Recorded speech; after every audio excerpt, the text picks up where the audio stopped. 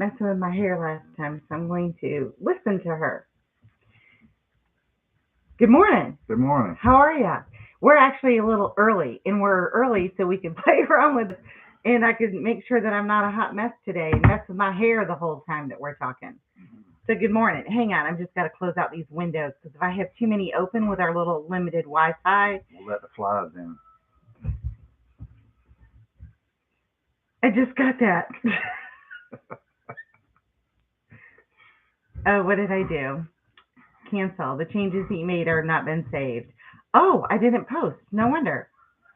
Um, Sorry about that. Oops, create. Not now. I'm not going to create events. I can't stand all these stupid little questions Facebook asks. So I can't see the screen. I'm just looking at something blank. I'm hoping you guys can see us. For those of you that have already joined, good morning. I apologize in advance.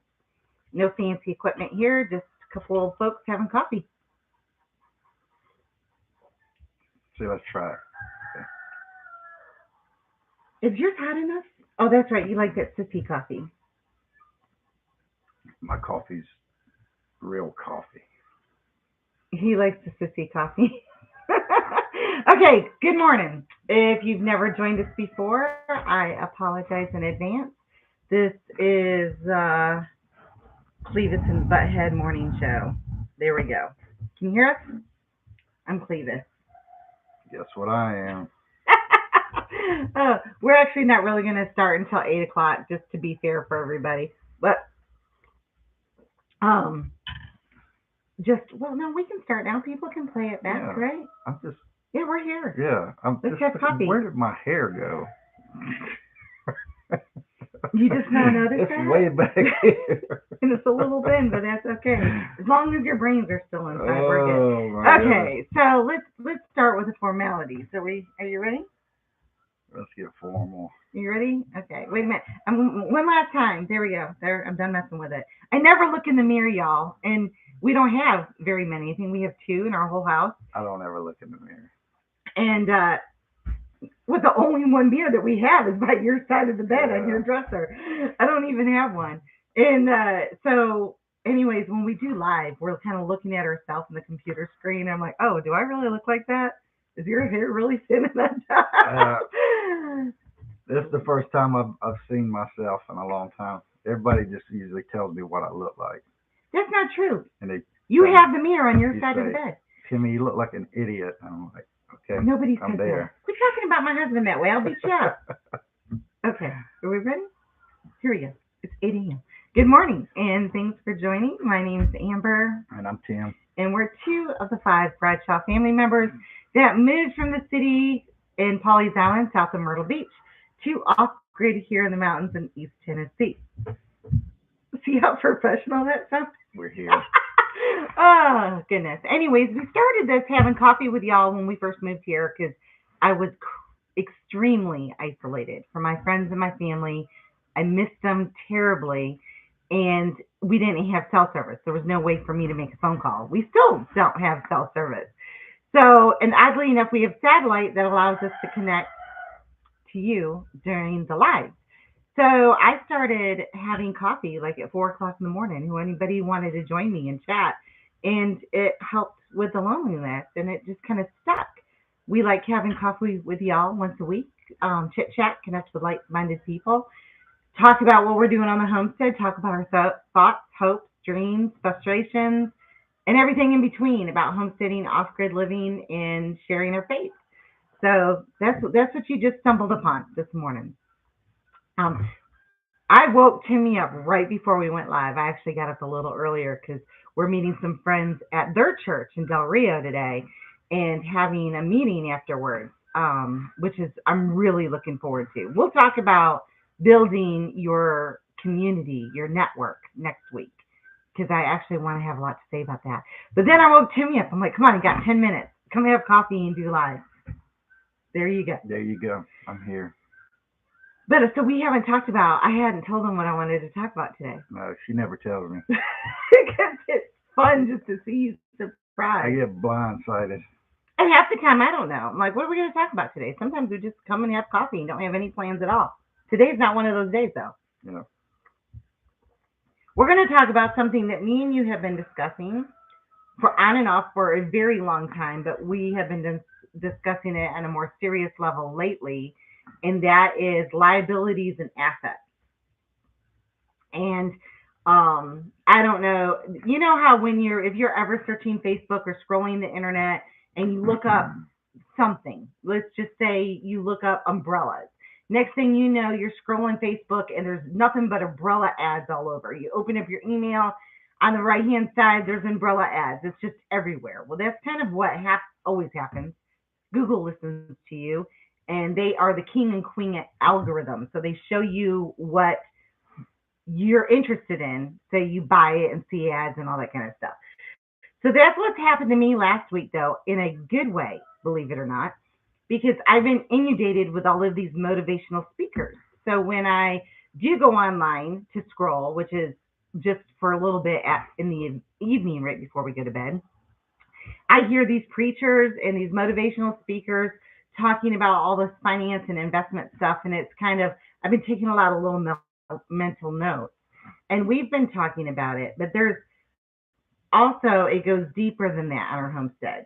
I don't we haven't shared with you guys, but we recently was this before my surgery or after when we got rid of the goat?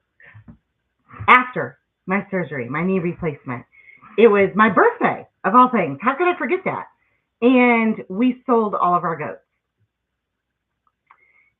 And my mom asked me the other day if I missed them. And I miss the sounds. I miss having them here, but I don't miss them. And I told her why. I said, I am a huge advocate and I preach all of the time. If something is not for the betterment of your homestead or your life, then you need to get rid of it. It is dead weight and it is bringing you down and it now is a liability. And that's where our goats have been for a very long time. Everything on your homestead should serve a greater purpose. Everything, even the things inside. And if it's not, or even if you don't know, then you need to sit with your spouse and have an evaluation. Now, Timmy would never ask me to get rid of my goats. Why is that, Timmy? I well, I promised her that if we ever moved and But what came before that promise? He made me do what? I made her get rid of the goats, He made me get rid of my goats back when we were on Polly's Island. And then you did what? Go ahead with the rest. I made her a promise that if we ever moved to a place where we could have goats and Or land livestock. Yep. and land, we would have whatever livestock that she wanted, And you wouldn't say a word. and I wouldn't say a word. And he kept his word. Because I'm really big on promises. And he knows what would happen if he broke his word to me.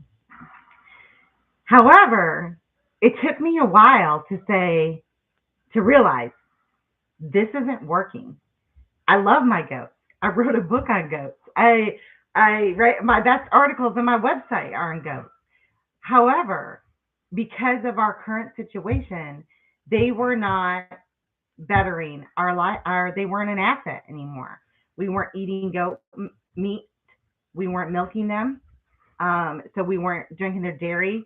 The sales from their offspring was not enough to compensate for their cost of raising them. We weren't doing rotational grazing because we live on the side of a mountain and it's crazy steep, and it took too much effort for Timmy because I can't get up and down the mountain um, to move the fence. So all of these were negatives, and I'm sitting here going, dropping 150, $200 a week in livestock feed, and then pinching pennies the rest of the month to feed the family. I'm like, wait a minute, does this make sense? So we had a talk, and I went to Timmy. I didn't even ask him his opinion because I knew what it would be. I said, I've made a decision. I'm going to sell the goats. What did you think when I said that? Yay! Well, she kept one good goat. She kept me, so I mean, she kept the best one. Kept the oldest one. Yeah, she kept the old one. No, seriously, that's what you think. No. Well, I knew it was going to be. Are you cold, honey? You're rocking back I and forth. knew it was good. Yeah, you're like, I'm looking. What is that?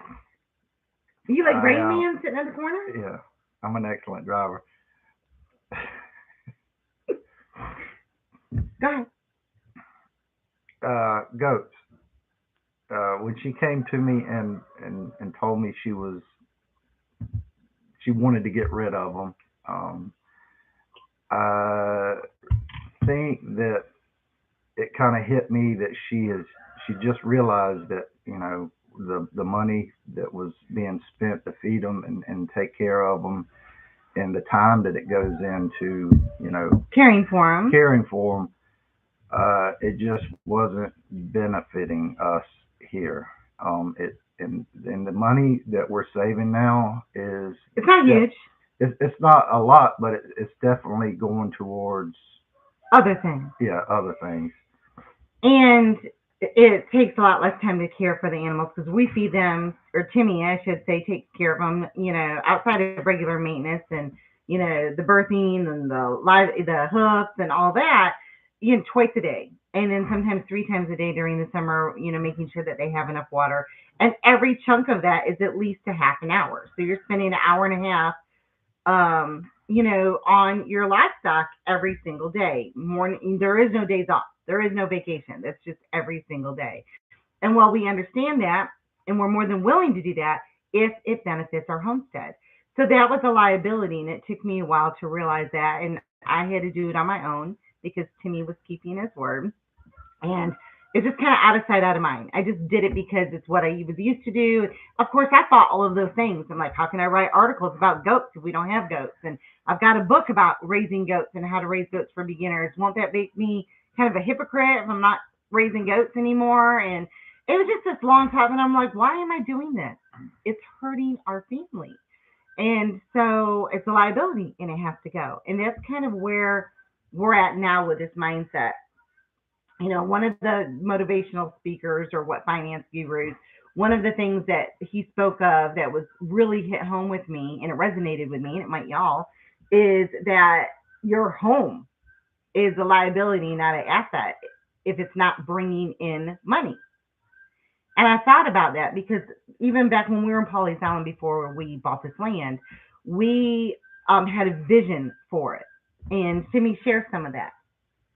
Uh, the one in when we lived in Polly's. No, when we lived in Pawleys, we had a vision if we moved what we were going to do with the land, Oh yeah, I mean we were gonna how we were going to turn it into an asset. yeah just being able to have rentals, sell livestock, raise animals and Live off just the live land. actually live and use them for to Income. live off of income. And feed us. Yeah. I will say this though: as soon as we finish discussing the goats, Joe Crow over here goes, "I want a dairy cow." Talk about an expense, but we talked about it, and it makes sense because he drinks an abundance of cow milk, and most all of our cheese, with an exception of a couple that we consume on a daily basis, is cow cheese. It's not sheep cheese. It's not goat cheese. It's not, even what with some of the other, exotic little cheeses, donkey cheese, believe it or not. um, Ain't so never ate no donkey cheese. there is donkey cheese. Every mammal can extract milk, and they just turn it into cheese. It just takes longer. It's anyways. I Horse can cheese. produce some cheese. Ignore him, Sorry. please. So anyways, I'm like, okay, good. I've got a lot of horse experts in our group, in our circle, that are happy to share information. I'm going to take this next year and we'll start moving forward with that now that we got rid of all of our goats. We'll expand our fencing. We'll start putting out seed for grazing. We'll do all of our research. We're not going to do what we've done in the past with the goats both times, both in Pawleys Island and South Carolina. We kind of got the goats and then figured out the rest later. That's not always the best working solution, not for the animal or the homesteader. Not a good, or the marriage. It's not good to do that. So we have a year, and if we need to take longer, we will.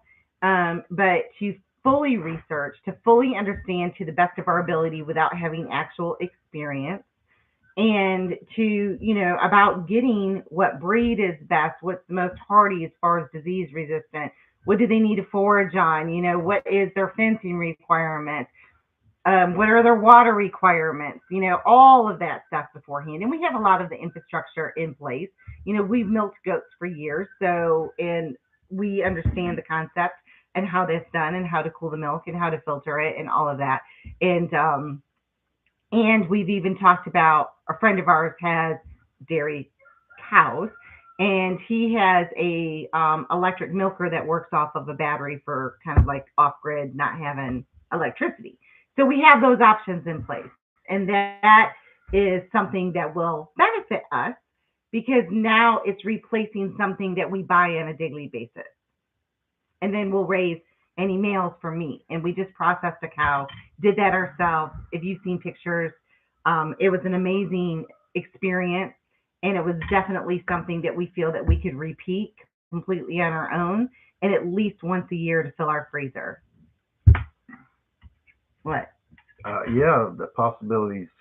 When you look at it like that, everybody likes a good ribeye. Um, But no, so and I ask y'all, you guys are sitting here having coffee with us. Have you ever done a house or homestead audit? Is your home a liability or is it an asset? If you sat there and looked at everything you're spending money on, does it make sense? Does it help your homestead or is it hurting? Even you can look at gardening this way. My mom and I did this 4 years ago. We went and we were late to the party on gardening. My mom came here on vacation and stayed for a while, and we didn't get any starts going from seed. So we went to Morristown Millen, and they had this amazing greenhouse, and the two of us together spent almost $500 in starts. mm, We went crazy, and we planted our garden, got it in. We don't have water up here. Just keep in mind, we've never watered our gardens here. That summer, we had a drought, 3 months of no rain. So everything died. We couldn't justify taking what little bit of water that we had for us and our livestock and water our garden. I don't think that we harvested $20 worth of produce out of that garden that year. ouch. And that was a liability. If that's you, if you're buying, not $500, but let's say you're buying $60 worth of starts, so you can get your squash and your zucchini and all the things that you didn't grow from seed, and you're only harvesting $50 even. You're now not including your time. That garden's a liability. It's not an asset anymore. So, you want to look at everything around your homestead that same way and see what is a liability and quit doing it, or figure out if you can find a way to turn your liability into an asset. And that's where we are. We own our land. We bought it for cash. We don't owe anything on it unless we don't pay our taxes 1 year, but so you never really own it, do you? Um, but we're working on ways to turn our land into being able to make residual income for us so it then becomes an asset and it's not just we're not just pouring money into it anymore, we're actually making money off of it. There's several ways to do that. Do you guys have any ideas? We do. We have a lot of ideas, but I'm just asking you if you have any ideas for your homestead. I mean, even if you don't own your land, there are ways that you can do that. For instance, run a business out of one of your rooms in your home. Now it's a tax deduction. Part of your electricity is a deduction. Part of your phone bills are a deduction. Part of your taxes are a deduction. Meet with a good CPA, of course, because every state is different. But that is one way to turn your property, even if you don't own it, into an asset instead of a liability. And if you do own it, you can go even further than that. When you have a homestead, the possibilities are endless as long as you have the drive and the time and the motivation. What are some things that you would love? Well, and in a perfect world, would you have an unlimited work crew at your dispense, a deep pocket and just think budget's not even in place. How would you like to see this land being used as an asset versus a liability? Uh, well, I mean, we could do rentals, but and camping and things like that. But um, I'm more of using what we have at hand. Firewood for the winter, and all the fruit trees and everything that we have. Um, It it, definitely saves us money. There's no doubt about that. I mean, the mm, how we've built this home, and we're self-sufficient. We have our own water. We produce our own electricity. We're starting to grow our own food. We're raising our own meat. So those are definitely assets because those are all things that we were spending money on before. However, I'm talking about making money, not just saving money, but making money off of our homestead.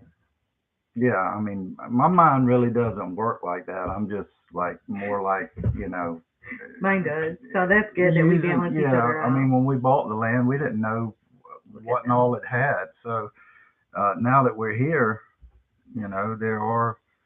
there's a lot here There's that a lot of actually potential. saves us money, and yeah, and there's a lot of potential.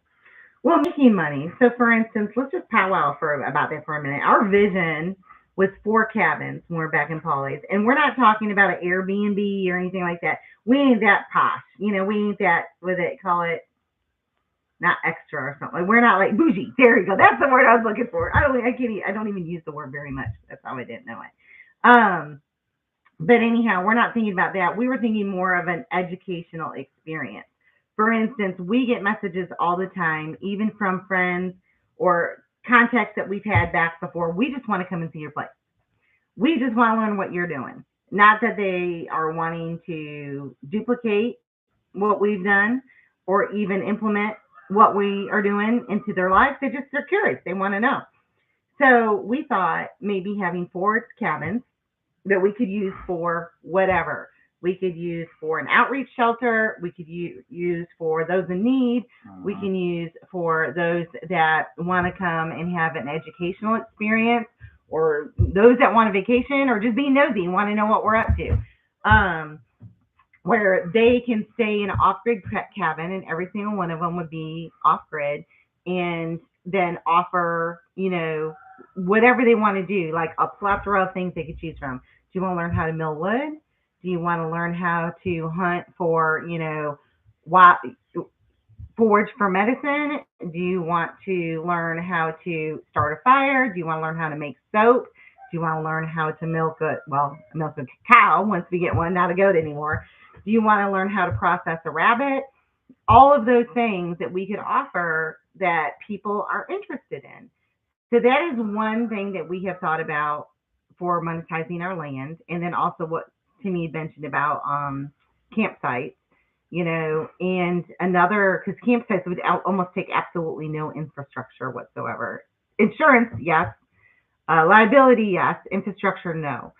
And then we had talked about starting our own farm store here, which that can complement the other things that we were thinking of doing.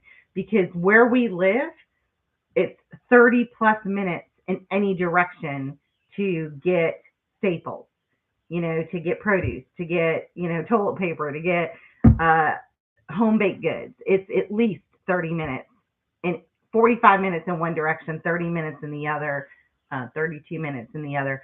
So we thought this would be a great location to do a little farm store. Now that would take a little bit more effort. yeah. And um, lastly, outside of those and hosting events and or workshops, and having the rentals in the farm store, one of the other things is to be smarter about selling the livestock and stuff that we raise and the products that we raise here on the homestead, like chickens, ducks, quail, dairy, that kind of thing. Okay, go ahead. I'm sorry. I just Well, didn't want to lose my thought. yeah, I lost mine. But yeah, the cabins would be really there would be a lot of work that goes into it and a lot of investment But to you could have, I mean, you could have start build out days with. like an old barn raising. People, that's what you build the first cabin, right? Hmm. And say, do you remember that couple that we followed for a little bit? And they're like, I don't even want to say them out loud, but they were a YouTube couple. And they weren't very transparent on the stuff they did. Matter of fact, they lied a bunch and got some followers and they got a bunch of haters and it's just a mess. But what they did is they built their home and then they were going to build a cabin, another cabin or something. And people paid them to come and learn and work. Hmm. So they built their first structure and then people paid like thousands, actually. Now, we wouldn't do that. I mean, we wouldn't take advantage of anybody by any stretch. But they paid thousands to come to learn how. And that whole week they were there, they labored and built that couple's other cabin. So, which they got education in return. They didn't leave empty handed. These people got what they wanted out of the experience. But that is a thought. So, I'm saying is you build that first cabin, then you host a workshop and you show others how to do it. How to cut the wood, how to mill it, how to take what's the thing that gets all the bark off of our trees. A debarker. No, it's not. You grit. A draw A, knife. a draw knife, yeah. And about using the oil to seal the wood instead of treated wood, and how to make your own plugs and stuff for the The, y'all fill my words in for me. mm, So you don't have to use screws. yeah. You know what I'm You talking about. peg it. You put a peggy in it. And then we've got our, to make your own shingles with a fro, that kind of thing. I think that would be a very, obviously you have to stop after you do four cabins. Shut up. However many cabins that you were supposed to have. But I think that would be cool because it's more of a hands-on experience versus. It is. And you always build a good relationship when you're working with people that way. You get to know them better and fellowship with them and sit around the campfire and have some coffee. I think that'd be a grand idea. Giddy up. Make it happen. Giddy up. That's how he does it, though. We sit and we talk and we talk and we talk, and then I want action. Yeah. And so he takes my ideas and brings them to fruition. I try. You do. It's a little overwhelming sometimes. It is, because he's married to me. When you look at the caliber of it, and it's like, well, just like the deck that we're building right now on the front of the house. Oh, yeah, that's a beautiful deck. There's a lot of wood. It's going to be 70 feet when we're done. I mean, it's just when you're milling the wood, you know how many pieces of wood is going to go into a section, and before you realize that you get to the end, you've made 44 pieces of wood. But yeah. And not total, just deck and boards. But then we're like, he's done with that, the 40-foot deck out front. And now I'm like, oh, let's go back this way, 30 foot. Yeah. So you have to pace yourself and not get in a hurry and realize that in the end it'll be hopefully done and we'll be able you gotta hurry if you got 4 cabins enjoy it because there's a lot of other things that need to be done. So but we'll chip away at it. It takes a while. I mean, you got to be patient in this race. It's not a sprint. And if you're in a hurry, well, you better have deep pockets if you're in a hurry. That's all I got to say. And but if you're wanting to do it, by hand, debt free, you just need patience. You need to be resourceful, and you need to be flexible of all things. And like we talked about last week, you got to compromise a little bit on what you want and what's reality, what you can afford, either afford with your time or afford with your pocket. But think about that. Think about what are assets on your homestead or in your home or farm, and what are liabilities, and work hard to either turn those liabilities into assets or get rid of them if you can. There's always a way. And if you don't feel like you have any ideas, you feel like you're stuck with all these liabilities and not any assets, send us a message. Put a chat in here. Let's talk about it. Sometimes it helps having an outside voice looking in. A friend of mine and I were talking this week, and she's like, sometimes it's just easier for most people to be able to fix other people's problems than it is for them to fix their own. And it's true, because Right. we're not attached to it. We're not in the middle of it. It's easy for us to say, hey, I know what's wrong with you. I can fix that. Let me. Maybe we can exchange each other's problems and work on it that way. Mm. So I can fix you, can I, hun? Yeah. All right, so we're going to get going. We've got a place to go to. We're looking forward to it. Next week, like I said, we'll talk about how to build your homestead community, why it's important, and I'm actually looking forward. This is something that I'm going to plan for, and you too. You know the subject now. Okay. So thanks for watching, putting up with me. Have a good Sunday, y'all. Bye. Bye.